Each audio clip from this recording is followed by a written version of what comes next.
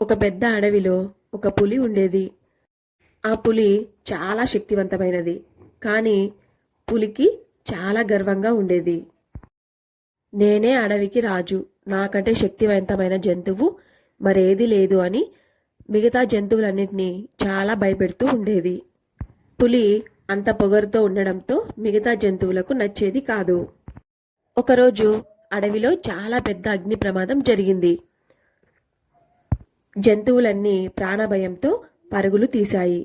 కానీ పులి మాత్రం కదలకుండా అక్కడే ఉంది.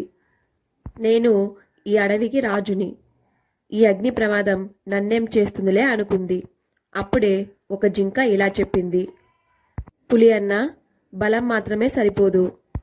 అందరం కలిసి ఈ అడవిని వదిలిపెడితేనే మనము ప్రాణాలతో బయటపడతాము అని పులికి చెప్పి ఆ జింక అక్కడి నుంచి పారిపోతుంది.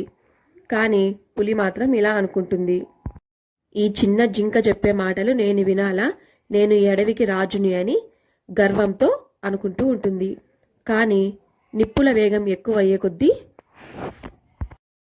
పులికి చిన్నగా భయం మొదలవుతుంది.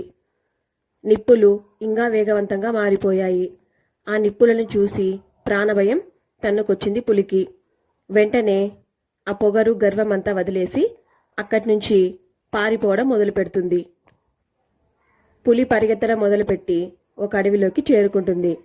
అక్కడ చిలకల రాణి అయినటువంటి ఒక చిలక పులి దగ్గర ఇలా చెప్తుంది, నిజమైన రాజు అంటే మిగతా జంతువులన్నింటినీ భయపెట్టేవాడు కాదు మిత్రమా, అవసరంలోనూ ప్రమాదంలోనూ వారితో కలిసి నడిచేవాడు. రాజుకి పొగరు గర్వం ఉండకూడదు అని చెప్తుంది. పులి తన తప్పు తెలుసుకుంటుంది.